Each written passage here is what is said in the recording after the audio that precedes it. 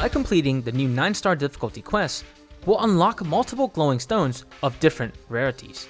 Just like decorations from quest rewards, each glowing stone will auto-appraise into a talisman at the end of the quest. Each talisman generated this way will have a combination of randomly generated armor and weapon skills. Depending on your luck, the talisman you get may be game-changing both in terms of damage output and flexibility of playstyles. For us unlucky folks, clearing these 9-star difficulty quests fast and efficiently will be the key to unlocking the talismans that we want for our builds. To help achieve this, I have compiled a list of simple but very powerful tips and tricks to level up your RNG talisman farming experience. If you enjoy videos like these, support your boy by hitting that like button and subscribe for more Monster Hunter Wilds content. Thanks. Tip number 1, remember to use hunting tools. It's very simple, but I've noticed that for some players, the more experienced they become, the less they tend to use tools like pitfall traps, shock traps, bombs, or even environmental hazards like these thorn bushes. Don't let me dictate how you hunt though. I understand it can feel like a crutch, but for the purposes of farming efficiently, using these tools can shave a couple minutes off your run, and it really adds up. It also helps that most of these items are relatively inexpensive to craft, especially at endgame. What traps you should bring and what you should use will be up to the 9-star monsters that you prefer to fight. For example, if your prey of choice is the Raidao or the Ceregios, having a flash bomb equipped at all times for any time they take flight will be a great idea. For those not in the know, you can shoot non-heavy pods while your weapon is drawn by pressing R3 while in focus mode. Now, pair this tip up with tip number 2, farm in a group. Whether you're joining a random SOS or met some hunter in a lobby, hunting together can not only potentially reduce the time to complete a quest, sometimes it can make you go a little bit slower, but it's always fun to play cooperatively in multiplayer. At least I hope so. No one can just enjoy a performance these days. Look at this guy doing dance moves for a TikTok video in front of the diva. Jesus. Yeah, it seems like you're stealing her thunder. Look at this asshole. There are a lot more opportunities to lay down traps, afflict status ailments like paralysis and sleep, and so on.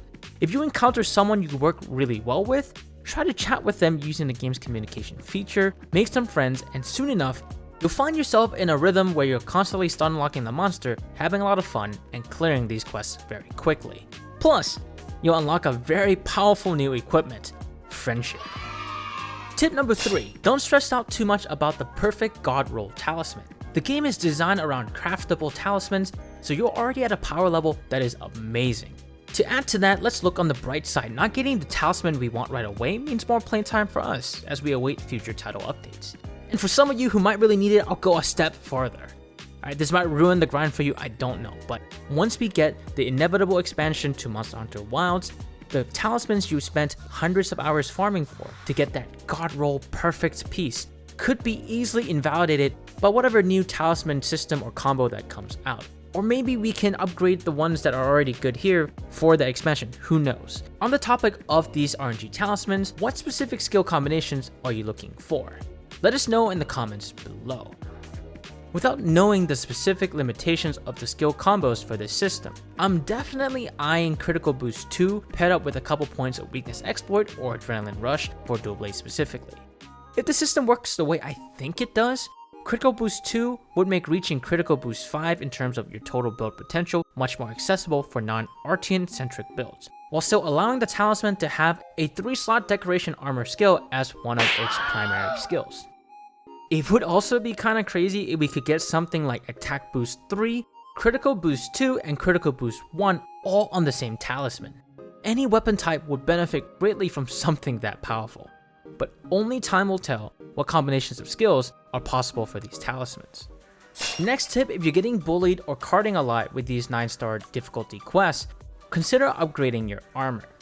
For those of you who have already finished upgrading your armor previously before this patch, they have added a new tier to some of the armor pieces, so see if you can upgrade them, make yourself a little bit tankier, so that way you can take more hits. And there's another little thing that you may be forgetting after playing Monster Hunter for so long. Using lucky vouchers before the quest starts doubles your quest reward, including the decoration appraisal and RTN pieces that you can get. So with that as an example, I don't see why the lucky vouchers would not work for the glowing stone talismans that you'll get after quest completion. Another thing to consider is to mark the talismans you like as your favorite, so that way when you take your appraised talismans to the melting pot to recycle and make new talismans, you don't stress out about turning in something that you might have really wanted. It's a really simple, no-brainer tip, but I've been a victim to my own stupidity before, and if I could save you that heartache, cool. Especially if you are a min-max degenerate like I am and you really want that god roll talisman, even against my own advice earlier in this video, you're gonna have so many talismans you don't know what to do with, so start using the favorite feature and you can clean it out later. Future you will thank you for past use diligence in terms of marking which talismans are good and which ones are mid. And lastly, one more tip to help you increase your DPS significantly without putting in almost any effort at all is to abuse sneak attacks. If you haven't been doing this already, consider this. Sneak attacks deal quite a bit of damage and also provides you with a predictable next 10 or so seconds. The monster will stagger backwards, look at you funny, and then roar. As a dual blade main, that is a free window of opportunity to get into the demon boost mode, for example. There's another little minor detail that you might not know about sneak attacks. There's a 5-minute cooldown, meaning that even if the monster were to lose sight of you or you were to travel to a different zone and it can no longer detect where you are, you cannot perform another sneak attack for 5 minutes. But because we are fighting tougher 9-star monsters that will have a lot higher health pool, we can put on our ghillie mantle mid-fight after 5 minutes and then do another sneak attack. Which leads us to another fun little tip. If you were to hold the L1 button with a controller and then look at the right of the screen, you'll see the timer of the quest. So if you look at it when you're doing your initial sneak attack and then add 5 minutes to whatever that time is, bam, you can throw on your ghillie mantle, do the sneak attack, get your predictable 10 seconds of damage window in, and then repeat once the ghillie mantle is off of cooldown. I don't really see people using sneak attacks a lot in multiplayer or using it in an effective way, and I get it, it's hard to. If you are hunting with voice comms on, or you have a buddy with you, or you're just playing solo, this sneak attack tip will help you out tremendously. Now hopefully these tips and tricks help you get the talisman you want without too much of a headache. If there are any other tips or tricks you'd like to share to help out with the grind, let us know in the comments below. The tips may or may not end up in an updated farming guide in the very near future. I'm kinda hyped for the new talisman system, but also I'm cautiously optimistic. I don't really like RNG like that, but it could offer some fun ways to make new builds, especially now that we know that we can get weapon skills from these talismans.